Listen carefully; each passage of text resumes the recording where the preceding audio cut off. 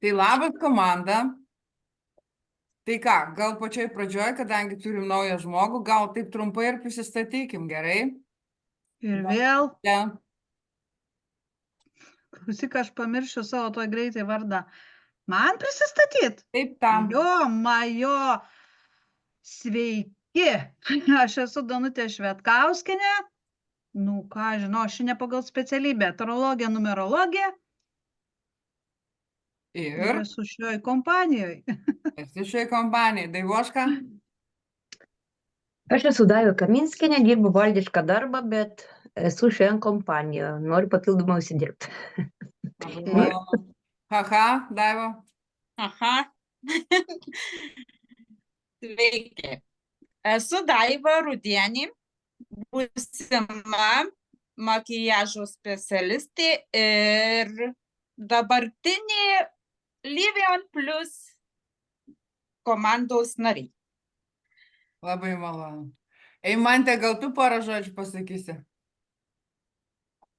Žinoma, sveikos. Aš esu Eimantė Velikienė, esu 4 vaikučių mama, šiuo metu esu bedarbė, todėl atėjau čia, kad užsidirbti papildomai. Labai malonu. Na ir aš prisistatysiu. Esu Jūratė, jau mano mergaitė žino, esu tinklinio marketingo ekspertė, vedu mokymus tinklinio marketingo ir solo verslo atstoviam, taip pat esu lyderė tinklinio marketinge, prieš tai kompanijoje ir tikiuosi čia irgi būti lyderė ir padėti jum eiti prieki. Tai tiek būtų žinių. Minutėlę.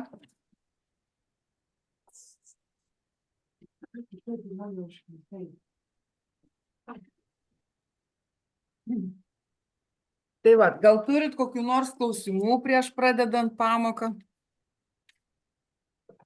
Apie ką pamoka? Geras klausimas. Apie ką pamoka? O kaip tu galvoji, Danutė, apie ką? Tai ką, apie pinigus. Ne.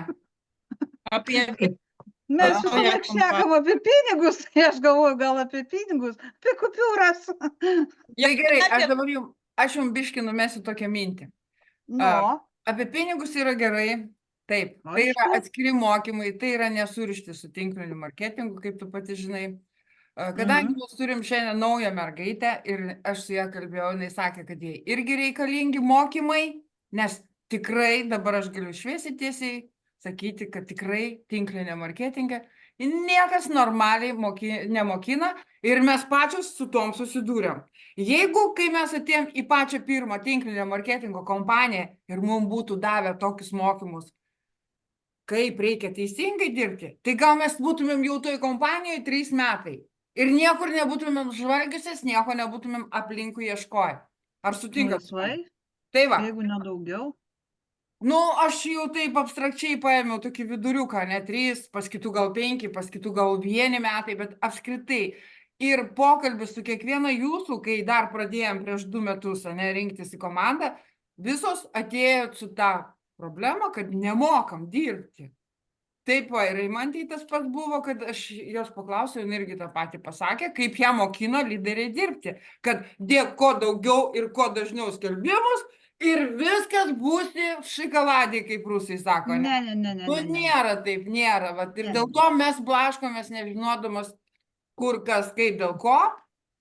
Todėl, kad nieko nenoriu niekam sakyti, bet tik tai tiek. Pats lyderis nemoka dirbti. Tai kaip jisai gali mokinti komandą dirbti? Nu, sakykim taip, ne? Taip, Kad visos mano nuomonė ir visos, ko mes čia ir susirinkom, išmokti dirbti. O jau tas jau klientas ir visa kita, tai čia irgi prie to pačio. Kokį klientą rinkti, kaip tą klientą rinkti ir panašiai. Dar noriu 2 minutės, nes man biškai reikės atsistoti.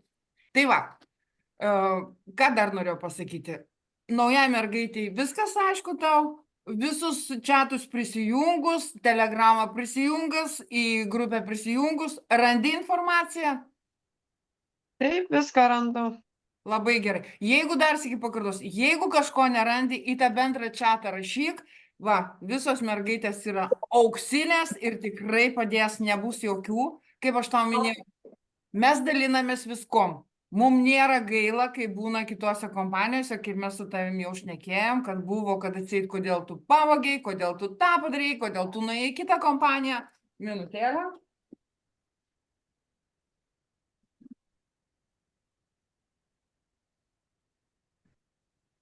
Jo, tai. Tai va. Tai tada pradėsim mūsų pamoką. Pasidalinsiu ekranu.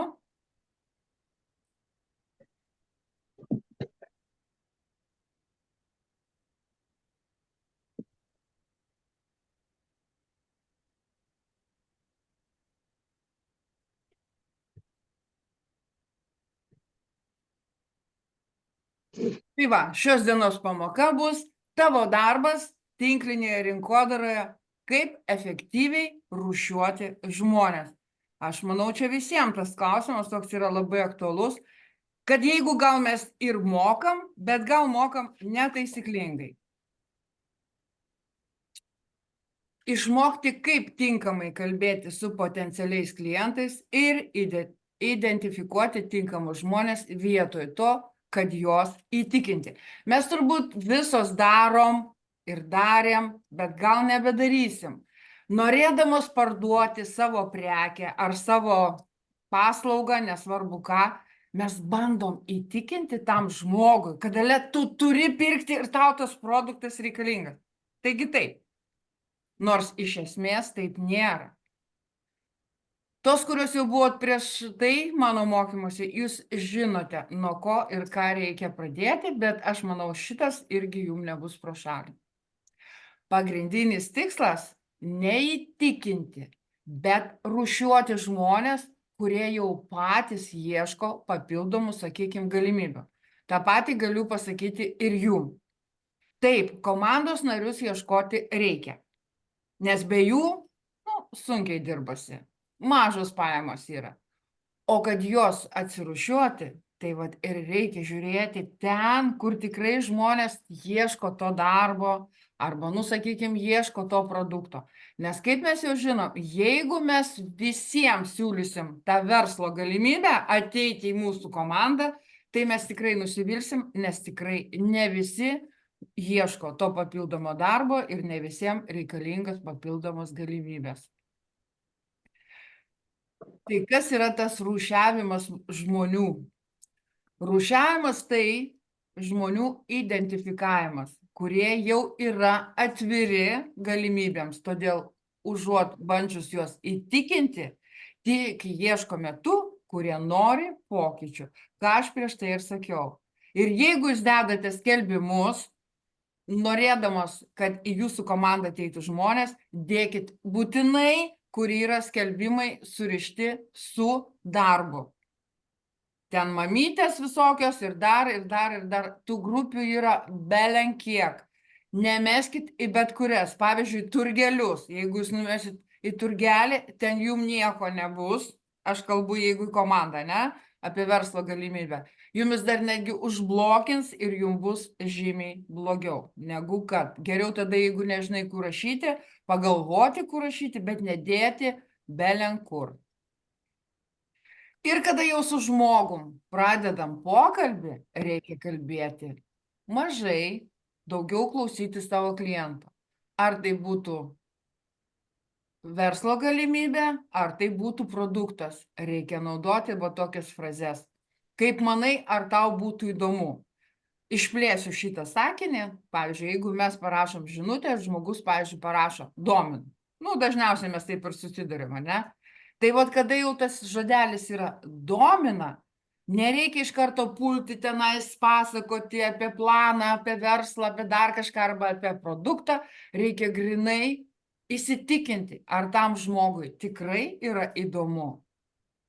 O jeigu tai būtų grinai verslo galimybė, tai tada turim paklausti, ar tikrai tas žmogus nori dirbti šioje srityje, tokioje kaip tinklinis marketingas.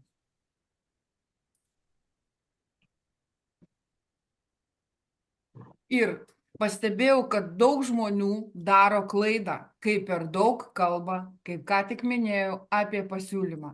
Reikia išsiaiškinti, ar žmogus išvis domisi prieš tai Pirmą susižinom, ar jam reikia to, ką jisai daro, ką jūs siūlote.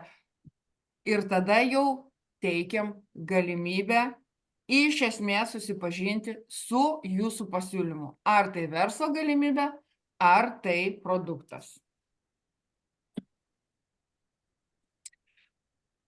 Ar jūs esate patyrusios tokį dalyką, kai kalbate per daug ir žmogus paprasčiausiai klausosi ir nieko jums nebepasako arba pasako, nu, aš jums parašysiu. Buvo taip? Man buvo. Man buvo, sako. Vienoj kompanijoj, jo, lyderė, tarp kitko su lyderė šnekėjau, jinai pasako, man atsibodo klausyti. Nu va, Nu, bet galima to išvengti. aišku, galima. O dėl ko tu neišvengiai to dalyko? Nu, galvojau, gal ant galo kažką papasakos įdomiau, bet ant galo dar labiau nuvylė. Tai va aš ir sakau, iš pat pradžių reikia tiksliai sužinoti, ar tam žmogui reikalinga jūsų paslauga, jūsų pasiūlymas, ar tai jūsų produktas. Ir kad nebūtų to, kad jau žmogus klausosi, o būna taip, kad žmogus netgi gal ir dantis pradeda krapštyti, ir ausis pradeda krapštyti, tai reiškia, tai jam yra neįdomu. Ir jisai tikrai nebus nei jūsų komandos narys, nei jūsų pirkėjas. Ir jūs tikrai praleisite daug laiko su juom, bet nieko nepešit. Ir tada sakysit, nu ir tas tinklinis marketingas nieko nevertas. Sakykim taip, ne? Pavyzdžiui, jeigu žmogus norės daugiau informacijos, ane, tai jūs galite va taip va ir parašyti. Puiku, ane? Arba baigti pokalbį. Jeigu norėsit daugiau informacijos, drąsiai parašyk man. Aš esu pasiruošęs su tavim pabendrauti, pakalbėti, galima netgi pakviesti virtualios kavos puodeliui, arba šiaip parašyti kažkokį tai. Dar vienas iš variantų labai dabar yra paplitęs, tai bendrauti su žmogum elektroniniais laiškais. Nu, bet čia jau turi būti tas toksai žmogus, ne visiškai nepažįstamas, bet kuris maždaug jau žino, kur jūs verdat, kokiose sultyse, ar tai jūs parduodat savo paslaugą, ar tai jūs kviečiat jį į kompaniją, būtinai tada jau jisai turi žinoti, su kokia jūs kompanija dirbate, tiksliau, su kokiais produktais jūs dirbate, ir tik tada jau drąsiai galite jam, pasiėmęs jo elektroninį paštą, jau jam rašyti elektroninius laiškus, nes per elektroninį laišką galima tada pridėti jau daugiau ir informacijos, ir tos visus PDF failus, ir tos elektroninius katalogus, jau visą tai yra geriau daryti per elektroninį laišką. Ir dabar būtų toksai apibendrinimas. Tavo darbas nėra įtikinti, o tavo darbas yra rasti žmonės, kurie ieško galimybių. Atsiminkit šitą frazę. Antras būtų, tavo darbas yra kalbėti mažiau ir klausytis daugiau. Todėl, kad leisti žmonėm patiem prisijimti savo sprendimus be jūsų spaudimo. Kaip tu, Danute, ką tik pasakei. Tau nusibodo klausytis, ką jinai šneka. Aš buvau susidūrus ne vieną kartą su tokia situacija, kai tiesiog mane spaudė, registruokis. Ir aš tikrai nesiregistravau nei vieną. Nes mes niekas nenorim, kai mums reguliuoja gyvenimą, ne? Kai mes užklausiam domina, o mums iš karto registruokis. Nedarykit, mergaitės, tokių klaidų, aš sakau iš savo patirties. O dabar bus namų darbas. Pabandykit įgyvendinti šią strategiją su 5 žmonėmis ir pastebėkite, kaip keičiasi pokalbių eiga. Pavyzdžiui, jūs nuo šios dienos, nuo rytojaus, ne? Bandykit iš savo šiltų kontaktų, jau turbūt visos žinot, kas tas yra šiltas kontaktas ir kas tas yra šaltas kontaktas. Iš savo šiltų žmonių atsirinkit pačius šilčiausius, pačius mylimiausius, pasižiūrėkit savo, kaip jūs su juo bendraujat, koks šiltumas, koks atvirumas tarp žmonių yra. Ir vat įsirinkit tos 5 žmonės ir bandykit pristatyti jau esamą naują kompaniją Aišku, jeigu tai yra verslo galimybė, o jeigu jūs norite turėti tik klientą, tai bandykite kažkaip tai jau kalbėti, kad greitai atsidarys nauja elektroninė parduotuvė, kuri ten turės tokius ir tokius ir tokius produktus ir gražiai užveškite tą kalbą ir tik tada jau išsiklausykite žmogaus, o po to jau siūlykite ar tai savo verslo galimybę, ar tai savo produktą. Na ką, dėkoju, kad žiūrėjote ir iki kito karto.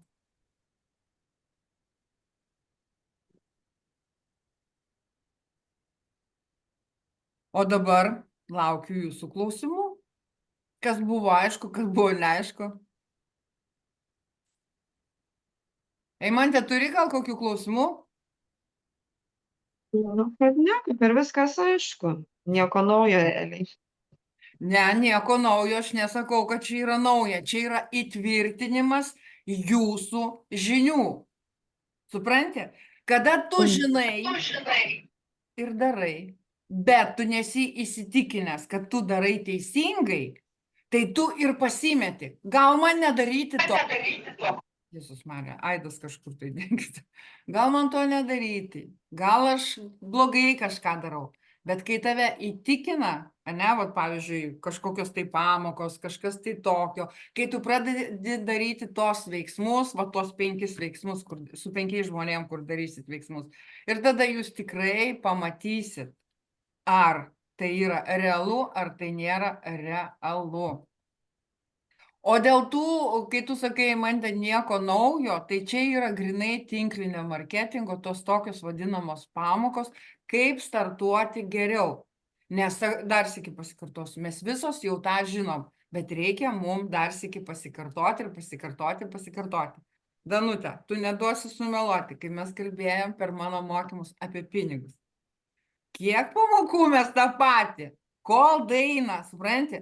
Žmogus yra toksai yra žmogus, mes ne robotai. Mums negalima parašyti, ne, mums reikia su vieną kartą išgirsti, iš kitos pusės dar sykį išgirsti, iš trečios pusės dar sykį išgirsti. Ir tik tada, kai Danutei daėjo ir dabar jinai daro tos veiksmus ir džiaugiasi, nu pasipasakok, Danute.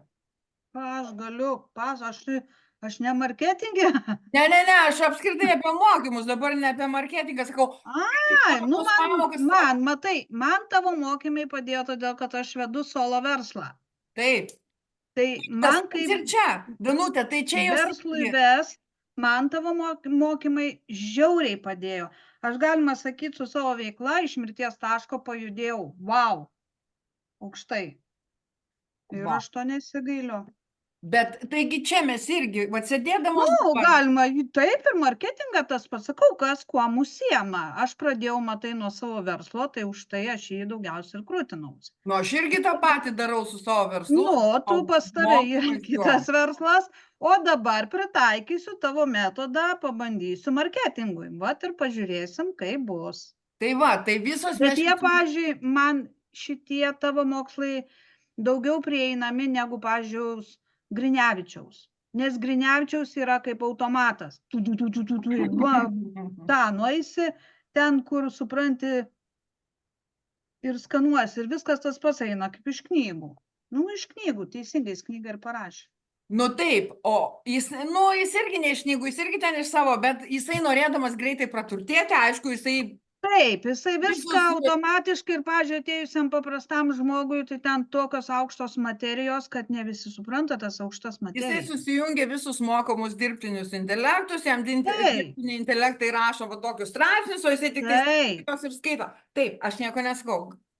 Bet aš sakau, aš kalbu iš savo patirties. O tu sakai dabar savo verslą. Visos mes čia va 5 sėdim, kurios mes norim susikurti savo verslą tinkliniai rinkodarai. Tai tegul tavo mokslus eina ir viskas važiuos į priekį. Taip. Bet aš tik tai tiek sakau, kad va šitie va patarimai, kuriuos aš duodu šiandieną, kuriuos duosiu, pavyzdžiui, antradienį, kuriuos duosiu ir toliau, jie nėra tušti. Aš nesakau, kad čia kažkas tai yra naujo, aš netidariau Amerikos, bet dar sykį įsitvirtinam. Pavyzdžiui, aš tai toks žmogus esu. Aš išgirdau pas vieną, gerai pasiėmiau kažką, pasiėmiau pas kitą, gerai pasiėmiau kažką, atėjau į kokį nors zoomą tenais, ane, irgi kažkokius apie tą patį, bet kiekvienas žmogus išreiškia savo mintis.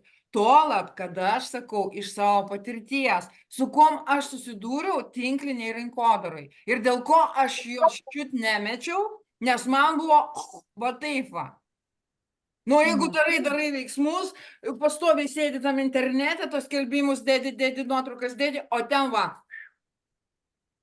Ane? Nu, ten tolko nėra, ten vėjais, laiką švaistai, supranti, nes tau pastoviai ten prūdija 10 skelbimų ryte, 15 skelbimų per pietus, 20 skelbimų vakare. Nu, kam jie reikalingi? Mane erzina, pavyzdžiui, kai tų skelbimų, pavyzdžiui, kompanijų primėtyta, nu, mane erzina. Aš Taip. pati praskrolinu, man bloga, nedaro, aš galvoju, nu, kam jūs dedat? Jeigu žmogui reikės, tu sudomit pirmiausia, dėk tu vieną skelbimą, bet jeigu jis bus įdomus, aš paskrolindama sugrįšiu ir nueisiu pas tą patį žmogų, kur mačiau skelbimą kažkokį. Matai, Buvo ten, varau. Danute, visas tinklinis marketingas daro agresyvius pardavimus. Taip, o tie agresyvūs jau žmonėm tikrai šiai dienai atsibodo. Už tai ir nieko neperka. Ir va tie, vat, mūsų Daivoška dar daro tos agresyvius pardavimus, nu jinai savo grupiai daro, bet vis tiek nereikia mergaitės jokių registracijos linkų dėti, nereikia, čia yra pati didžiausia klaida tinklinė marketinge, nes Nu, suprantate, mokino anksčiau, mokino taip. taip, aš irgi tą patį sakau, suprantate, aš irgi tą patį sakau ir aš tą patį dariau, bet nereikia. Suprant, nereikia. Vat, pavyzdžiui, jeigu dabar kalbėt konkrečiai apie šią kompaniją, kurioje mes vat, visos susirinkom į vieną komandą ir jinai dar plėsis, ane? Pavyzdžiui, ką mes galim klientui nusiųsti? Tik tai elektroninį katalogą. Kai jau jisai sugalvoja, išsirenka ir pročia, tada jau mes galim jam siūsti registracijos linką. Bet jokių būdų ne iš karto. Aš ten tokia ir registruokis arba užeik į parduotuvę.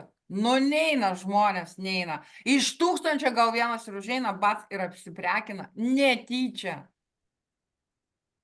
Tai va, čia yra labai didelės tinklinio marketingo klaidos, kai dedamos yra nuorodos. Užeiti, registruotis. Ten, nu, vienu žodžiu, suprantat. Ir prie to pačio pasakysiu. Jeigu reklamuojat produktą, jau va mano mergaitė žino, niekada nerodykit kompanijos, iš kokios kompanijos yra tas produktas. Dėl ko? Dėl to, kad tas žmogus, kuris pasižiūrėjo jūsų reklamą, jisai atranda internete tą kompaniją, o kiekvienoje kompanijoje galima nusipirkti tiesiogiai. Ir jisai apeidamas tave, mane, jisai užėjo į pagrindinį puslapį kompanijos, nusipirko. O jūs tiek stengiatės, tiek dirbot, tiek plušot, o nieko, va. Tai va. Rūdėnė, kas tau yra? Klausau. A jūs abidvi pastrigo, kas čia jums darot? Vieną pusę, kitą pusę. Abidvi Daivos girdė. Aš labai klausau įdėmiai. Oi, kokia ta šaunuolė. Nu, tai šiandien labai elegantiškai atrodo, tarp kitko. Va, duosiu komplimentą. Labai ačiū. Buvo. Daivoška veiks nemiega. Nu, Daiva Kaminskienė tai kosmose. Nu, Taip. Kitą kartą aš irgi užsidėsiu tokį pregauną ir tokia dėsiu. Aš Fonautą su namų užsidėsiu. darbais viskas aišku, Jėzu, kaip karštą pasidarė. Ar aišku, ar darysit namų darbus? Maybe. darysim, Ne maybe, o bandysim. A tu įmantę darysi? Nu, bandysim, bet tai aš nežinau, su šiltais kontaktais man tai kažkaip net keista, aš jau turbūt ten jiem visiems įkyrėjus esu. Tai va žiūrėk, su šiltais kontaktais yra taip. Jo, mes visi jau esam visiems įkyrėję. Tikrai. Nu tikrai, visos, ane? Nu, mes jau biškį Tikra dabar... žodžio prasme, baisu parašyti žinutę, nes tave tuoj greit pasiūs ant 3 raidžių. Tai paklausyk Supratau, dabar, dar man saujo beliko, žinučių. nedaug minučių beliko, aš papasakosiu žmogui, ne? Su šiltais kontaktais taip mes visos jau užknisom visus savo giminės, artimuosius ir draugus ir visą kitą ir ne tik. Bet mes galim gražiai prie jo vėl prieiti ir pasakyti, ne? Pavyzdžiui, aš žinau, kad tau nebuvo įdomu, ką aš tau siūliau. Praėjo kažkoks tai laiko tarpas, aš tau jau nebenusibodau, bet aš negaliu su tavim pasidalinti šią žinią, kad aš pradėjau dirbti naujoj kompanijoj. O gal tu mane vis dėlto išklausysi? Va taip va pradėkit. Ir iš tų tikrai šiltų kontaktų, nu, aš nežinau, kiek pas jūs ten tų šiltų yra jau, kuriem jūs nusibodė, bet, pavyzdžiui, paimkim. Iš 10 šiltų kontaktų, kuriuom jums nusibodė, 1, 2 tikrai. Sakyt, nu gerai pasako, bet ten vėlgi elegantiškai, neužsipulkit žmogaus, vėl gražiai, va, tai. Nes tas mūsų užsipulimas ir yra, klausyk, aš čia dirbu toj kompanijoje, čia yra tokie produktai ir taip mes va tos linkus pradedam, arba nuotraukas kažkokias, tai jūs suprant, tikrai žmonėm neįdomu. Ir man neįdomu, irgi neįdomu. Bet jeigu va taip va gražiai elegantiškai, tikrai patikėkit, kad tikrai žmonės atsilieps. Pabandysim? Bet taip sakau gražiai, jeigu jūs nežinot, kaip susikurti tą žinutę tokią elegantišką, kreipkitės. Man neduokit valgyti, duokit pašnekėti, aš taip pat Nargos, patvirtinat? Danut, A ne, Jo. Dainutka? šiltą žinutę parašyk. Nu aš parašysiu labas vakaras, ar nori paskaityti ant šluotos? Ne, O Danutė. aš tau atrašysiu, greičiau kurkšluotą, labai noriu skristi. Ne, mergaitės, juokais, bet mes konkrečiai dabar konkretizuojam šitą naują Nu kompaniją. gerai, aš tau parašysiu, tu mano šiltas kontaktas. Davai, galit man rašyti, galit. Aš kaip tik dar... Bet jeigu tu nesiregistruosi pas mane, išbraukčiau. Ne, jūs galit man surašyti tas žinutes, aš irgi jūsų šiltas kontaktas pasimantė, aš biški toks šaltesnis, šaltesnis. O matai, apširkšnijus sėdi. Nu, galit man rašyti žinutes. Ir jūs pamatysit, kaip aš jums atsakysiu, jeigu ten bus... O ne, ir užsives tarp mūsų diskusiją. Apie lašinis nekalbėsit. Ne, nepasakosiu daugiau, neišduosiu gerų vietų.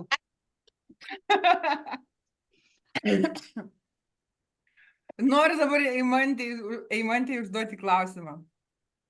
Kaip tau komanda? Nepagalvojai, o Dieve, kur... Priplaukusi tokia ufonautai. Ką?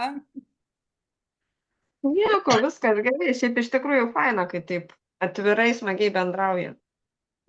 Taip, mes visą laiką taip bendraujam. Ne, darbas darbu, bet juokais. Nu kiek galima čia būti rimtam ir taip tas gyvenimas per trumpas. Tiem rimtiem dalykam užtenka. Kiek čia galima? Pritariu. Gerai, Nu, mergaitės. Ką Ačiū. žinau, aš galva šiandien šneku, rytoj blenkojas užversiu. Danute. Aha. Ačiū, kad atėjai. Kad prisijungiai į šios dienos pamoką. Ir jums Prašom. ačiū. Gero likusio vakaro. Ir iki kitų pasimatymų. Su lašiniais.